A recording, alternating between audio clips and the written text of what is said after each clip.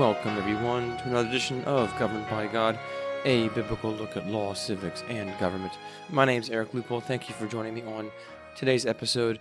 So for this season of the podcast, I've been trying to go through specific policy topics and to look at those from a biblical perspective. What does Scripture have to say about a variety of topics that perhaps many of us are concerned about and that generally relate to the civil government. In the past month or so, we've had interviews with folks about topics such as immigration, birth control, abortion, banking, and public education, public schooling, things like that. So what I want to do today is continue looking at particular topics that relate to law and usually are very controversial.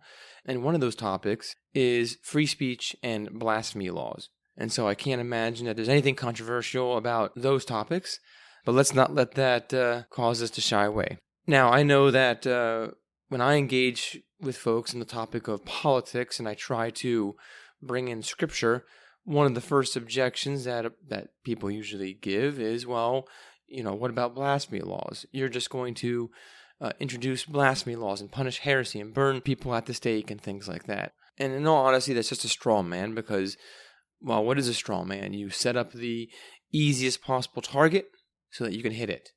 But we don't want to do that. We want to think carefully about this. We want to look at this from the best possible perspective to see if perhaps we are missing something in our modern culture which does not punish blasphemy. And I say that a bit sarcastically because every culture has to put a limit on some kind of speech. There's no place on this earth that you could go to that was public. I mean, if you want to live alone, you can say whatever you want, but that was public or had a community of some sorts. And if you were to just go outside and start yelling whatever it is you wanted, at some point you will be confronted or more than likely arrested. Just think of the worst possible things you could say publicly, and then think about what would happen to you after a couple hours of saying that. And so absolute free speech really does not exist. Every culture has to punish some kind of speech. And now one of the foundational starting points, though, is the difference between a sin and a crime.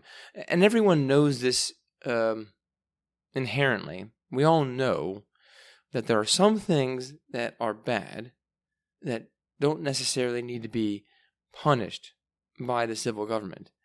And then there are some things that definitely need to be punished by the civil government. The question is, what is the difference? A sin is something that's wrong, but you might not get punished for it by the police or the civil magistrate. Now, a crime is something that you will be arrested for.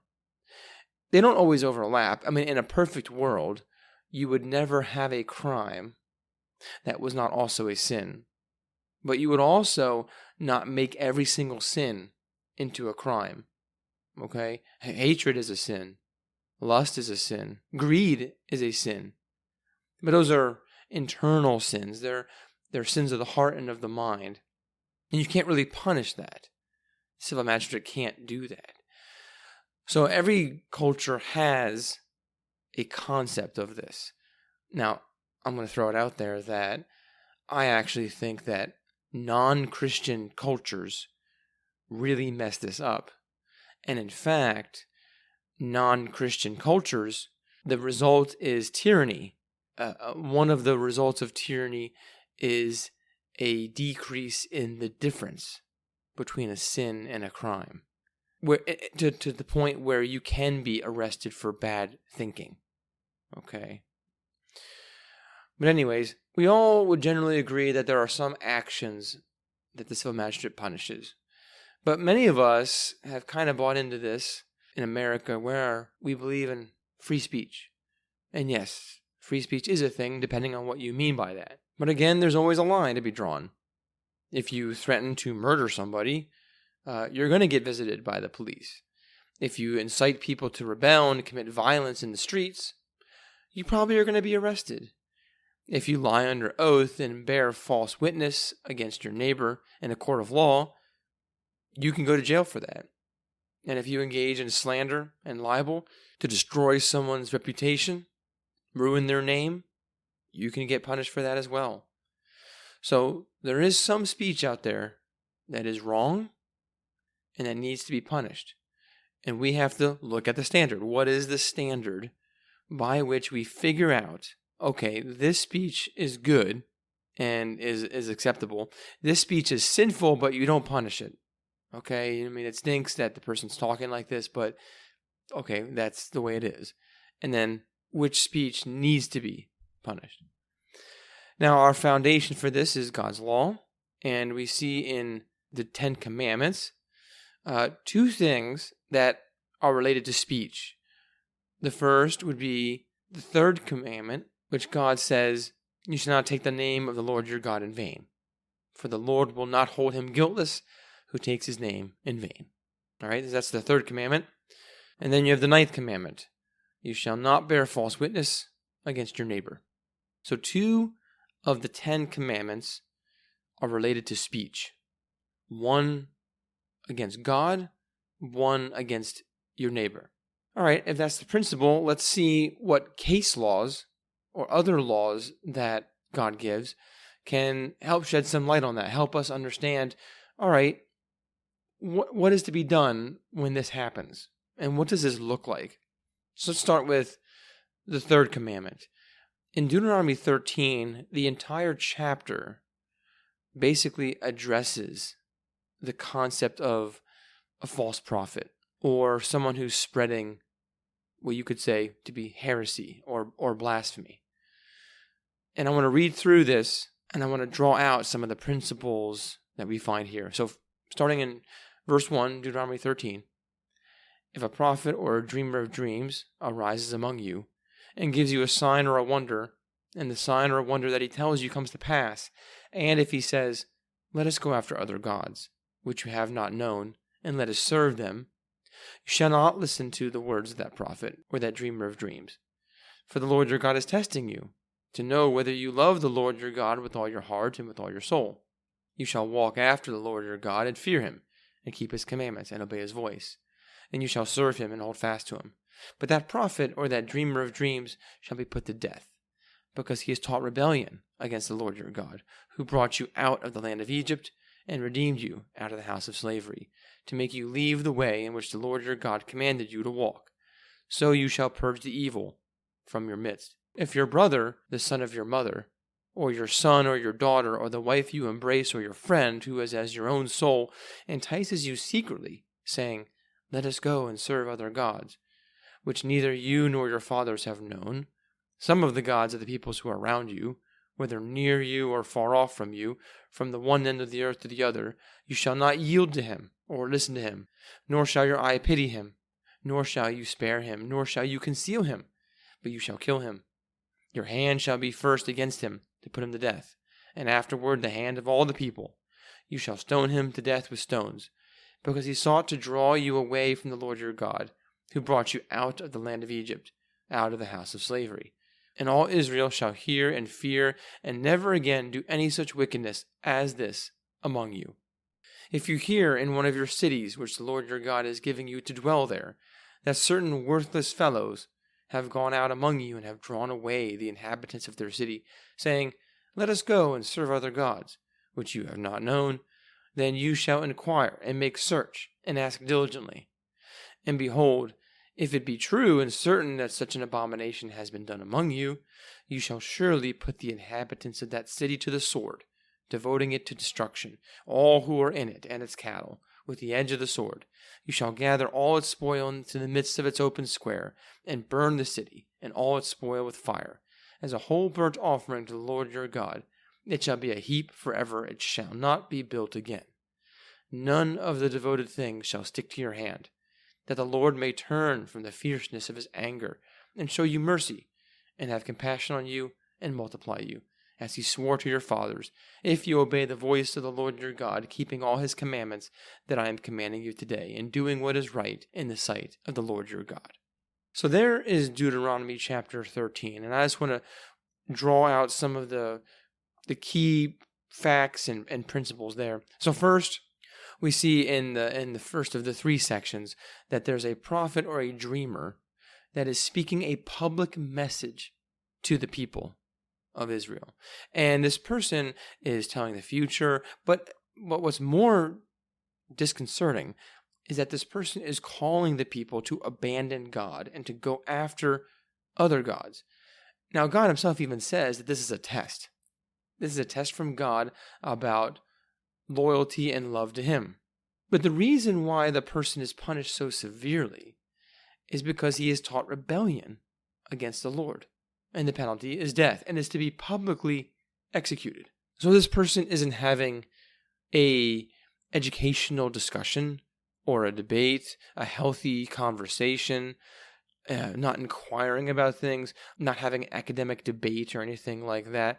This person is actually trying to get the people of Israel to stop following God and to follow after an idol. And in a sense, this is an act of treason. This is treason. Now, this is an important point. I think a lot of times we forget this, is treason is the verbal or physical attempt to destroy or overthrow the foundations of order in society. And that might sound like a lot, but I ask you to consider this. Every organization, every grouping of people has a right to self-defense and will defend itself. So if you were to, I don't know, work at a business, maybe it's Chick-fil-A, or maybe it's McDonald's, some fast food, or maybe it's some other corporation, Costco, Home Depot, I don't know, pick a corporation. But let's say you work for them. But you go around every day speaking horrible things about the company that you work for. You make fun of it. You try to get people to quit. You try to get customers to leave. You try to do everything in your power to ruin the business, to ruin the corporation that you're part of. Now, I imagine that it wouldn't be long before you got fired, before you were completely removed and cut off from that group. Now, why is that? Because that group, that corporate entity, that business, has a right to exist, and every corporation or entity is going to engage in self-defense. This is why treason against a government is almost always one of the most highly punished crimes. In the United States, even, treason was punishable by death. And even though that hasn't happened in a while as far as people being put to death, treason is still a very serious crime. Now, why is that? Because if you were to not address it, if you were to just leave it alone, it would not be long before you undermined the entire structure of your society and would result in perhaps the overthrow of the government or chaos and anarchy, things like that. So treason is never allowed. And if you were to go to any country on this planet and start taking actions and engaging in speech that was purposely trying to overthrow and undermine the government of that nation, you would find yourself quickly in jail or out of the country. All right, so that is what we're seeing here. The God of the Bible is the authority. His law is the foundational law for the nation of Israel in the Old Testament.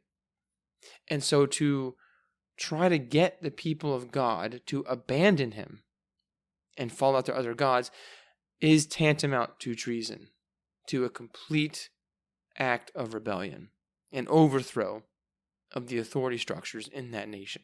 And that's why in Deuteronomy 13, in the second section, where it says, even if a close family member secretly tries to promote treason. So the first example was someone publicly doing so. But the second example is someone's close to you, and they are trying to get you to engage in rebellion and treason. When that happens, you're not to follow that person, but in fact, you are to expose it, bring it to public light, and then punish the person. And the family is to participate in the execution of that person, because that person is seeking to spread rebellion and treason. And then the third example that we see in Deuteronomy 13 is an entire city of the people is abandoning God. So now you have this very dangerous situation where it's spread to the point where an entire city or region has basically decided they're not going to follow the laws of the land anymore. They're going to follow after other gods and engage in essentially civil war. And the nation is to engage in an inquiry, and the city is to be punished, waged war against. Okay? But the people who conquer the city, who punish the city, they're not to take any spoil. The purpose is not to get stuff. That is not the purpose. This is not that kind of a war. This is a war that's meant to purge any treason, rebellion from out of the land. And the city is never again to be rebuilt. So that is the context for Deuteronomy 13 and the laws against treason, essentially.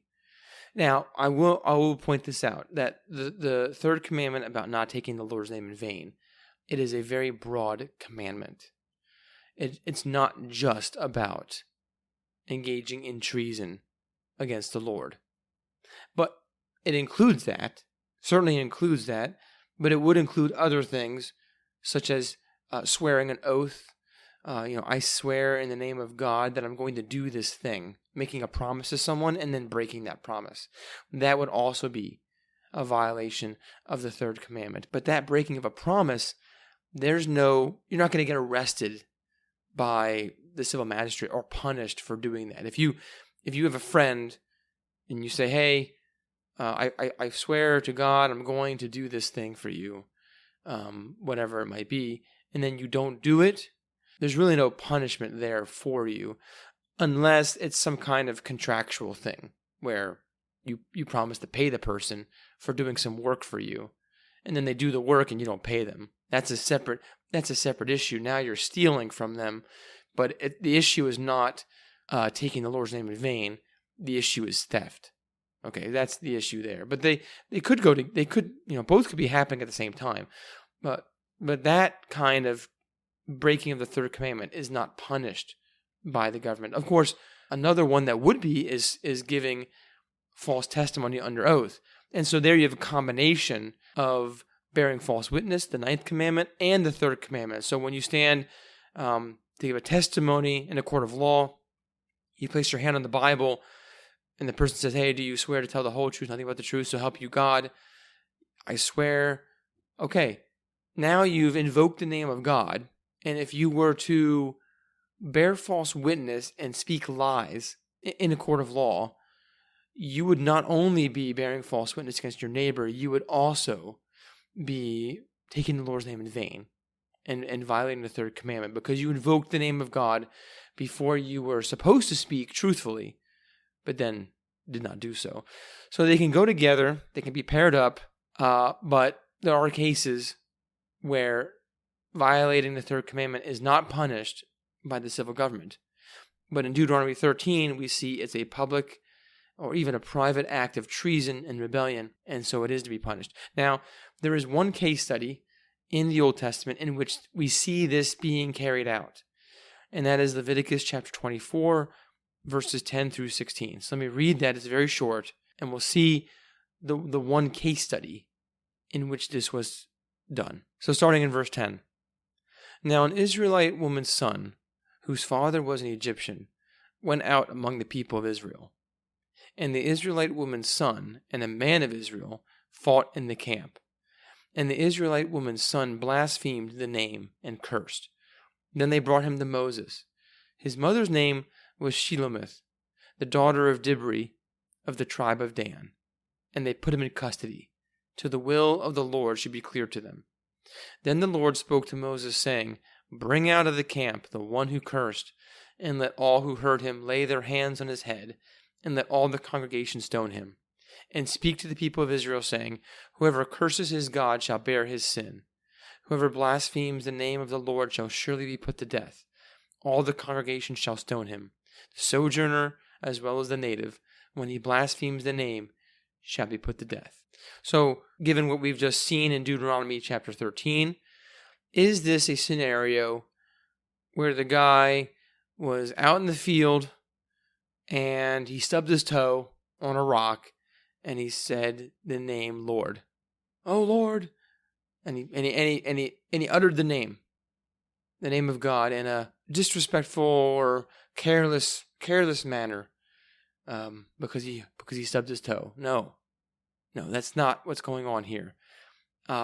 There's some interesting points to bring up here. First of all, this person is half Israelite, half Egyptian. Now, it even goes as far as to say that this person himself was not an Israelite. And it's interesting because it says the Israelite woman's son. That's how this man is identified. The Israelite's woman's son. And then the man that he's fighting against is the man of Israel. So you have a man of Israel, and then you have an Israelite woman's son. So there's something going on here that seems to indicate that this man, who's half Egyptian, half Israelite, might not be particularly loyal to the people of Israel.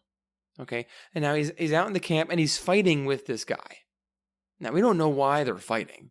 Maybe they got into a political discussion as to which God is the one true God and who they should worship. But either way, this Israelite woman's son blasphemes the name and curses. And this is done publicly, and the person is brought into custody. And there seems to be no issue with the people as a group laying their hands on his head and then stoning him. Now, that's interesting. Laying their hands on his head. Why is that? Well, that's a connection to the punishment for sin. So when the people of Israel engaged in sin, we see that the animal sacrifices, the priest lays his hand on the animal, whether it's a bull or a goat or whatever, and in effect, kind of transferring his sin to the animal and then killing the animal to atone for the sin that was committed. So what's happening here is this person is doing more, shall we say, than just, carelessly using God's name. No, this individual seems to have questionable loyalties. There's evidence for that. It's a public conflict going on, and it's very much centered around the name and authority of God, to the point that there's no issue that the people have with punishing him. And so I think this is a clear case of a fulfillment of Deuteronomy 13, of someone who is speaking out and just undermining the authority of God, the foundations for their society, their constitution, if you will. Because the Ten Commandments are the constitution for the people of Israel. And so this person is put to death. What can we say then about the concept of blasphemy and blasphemy laws? Well, one thing we can say is that blasphemy is not about a careless slip of the tongue. That can happen, but that is not punishable by the civil magistrate. It's really about undermining the foundations of society. It is akin to treason, because it's calling people to follow a different God, a different law, and a different king. All three go together. All three go together. The law is given by the God of that society. You go to a Muslim nation and you're going to get Muslim laws. You go to a communist nation and you're going to have laws that are rooted in atheistic materialism. Okay? Whatever the country you go to, whatever the final authority of that society is, whatever God of the system is, that's how you're going to get your laws. That's going to be the laws of that system. And so when you speak against that, you are engaging in treason. But one thing to keep in mind is that there is a fundamental difference between the 9th commandment, as far as not bearing false witness, which would include slander and libel, and the third commandment, which is not taking the Lord's name in vain. Because in the case of bearing false witness, slander and libel, which is also punishable according to God's law, what's happening there is you are seeking to destroy the person's reputation and their standing. Now, there's some overlap, because when you're engaging in rebellion and treason, you're essentially seeking to undermine the character of the authority. You're trying to sow discord and distrust and tarnish and ruin the name of the authority of that society. Whether you're, in the United States, you're denigrating the Constitution, you're seeking to despise the Constitution, or in Old Testament Israel, they're seeking to despise God himself. So there's definitely a relationship there, or a similarity going on there, where in the one case you're trying to destroy someone's reputation, in another case you're trying to destroy the foundations of society. And both are punished in accordance with God's law. So we have in Leviticus 19:16, it says, "You shall not go around as a slanderer among your people, and you shall not stand up against the life of your neighbor. I am the Lord." And there are other laws and examples of this law being put to practice, one of them being Deuteronomy chapter 22, verses 13 through 21, where a man actually slanders his own wife, okay? And there's a whole procedure that goes on when that happens. He basically, in Deuteronomy 22, verses 13, the man takes the woman as his wife, but then he accuses her of not being a virgin beforehand, and basically doesn't like the situation that he's in. But when her innocence is defended, and if he's proven to be a liar, he gets punished. Not only does he get whipped publicly, so there's a public punishment, because what's interesting about it is that his sin was public. His slander, and that's what slander is. Slander is a public sin. You are publicly seeking to destroy the name of the person that you're attacking. And so the punishment for slander should also be public. The people should see that you had engaged in slander and were wrong and are being punished for it. So in Deuteronomy 22, if the man is found to be lying, he gets punished, he gets whipped publicly, and then is fined several shekels of silver, a good amount of money he's fined for it, because he did damage to the name of a person that cannot be undone. And we all know this. Once someone's reputation is ruined, you can't get it back. The sins of slander and libel are really nasty. I mean, and we even see this in the New Testament, where James talks about the tongue being set on fire by hell and able to set everything on fire. Just a small little thing can cause so much damage. So the tongue is a great vessel that can be used for healing and for destruction. But we can't minimize the damage that some speech engages in, whether it's bearing false witness, engaging in slander or libel, or engaging in treason, trying to undermine the authority of our society. And so blasphemy against God can and should be punished in a nation that is founded upon God and His Word. I mean, that's the simple fact of it. And I would argue that our nation, our common law, and our society in the United States was founded upon God and His law. And in fact, what I want to do in the future, and I want to do this next time, but I had other topics I want to cover, but maybe I can rearrange some things and go through this kind of word for word, is I want to cover a Supreme Court case from Pennsylvania from 1824. It's about 200 years ago. It's called Updegraff versus Commonwealth. And I've mentioned it before in this podcast. I don't think I ever went through it, word for word. It's fairly short. The entire court ruling is only about 7 pages long. So that's a pretty short ruling.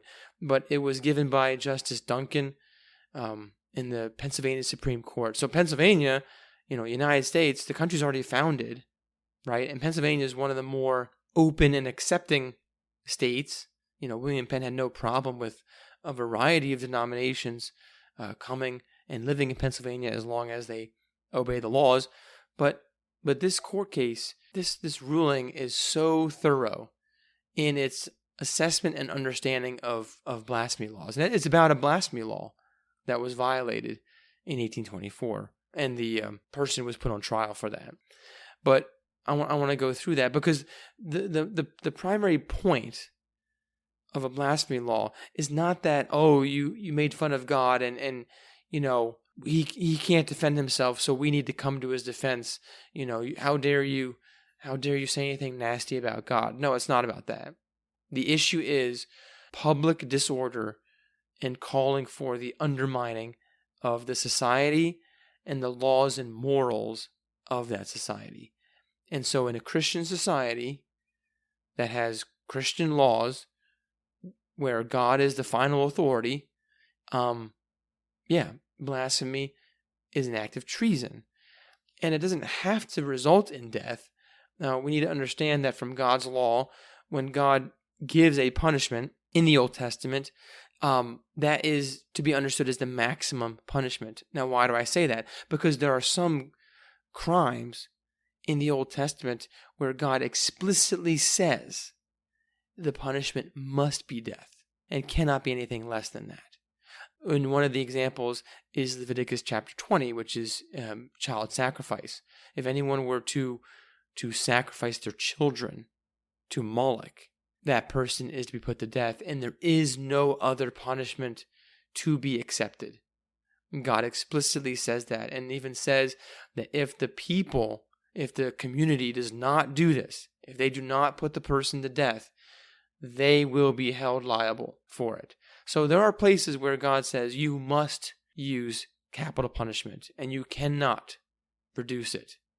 But in other places, capital punishment is the maximum penalty, and that it might not warrant that. And that's where wisdom and judges come into play, because that's their job. Their job is to judge the severity of each instance of the crime and whether or not it warrants the maximum punishment or maybe a lesser punishment. So that's a good place to stop here. And like I said, at some point in the future, maybe next time, I'll go through the Updegraft versus Commonwealth in detail and kind of set out how Justice Duncan makes the case for blasphemy laws in the United States in the modern era. So I hope that you found this topic to be helpful. I ask that you consider this carefully and think about the fact that we still have blasphemy laws today. There are certain things that you cannot say, and if you do so, you will be, not just possibly punished by the civil government, but certainly punished by the culture, banned from social media or whatever the case may be. So we still have blasphemy laws today because they can't be avoided. But anyways, if you have any questions, comments, or want to continue further discussion on this topic, please email me at thegbgpodcast@gmail.com or go to Facebook, Twitter, Instagram. Look for Governed by God or the GBG Podcast, and you can message me there, and I'll get back to you as soon as I can and address your topic and your question and answer your question here on the podcast. Anyways, thank you for tuning in. And until next time, take care and God willing.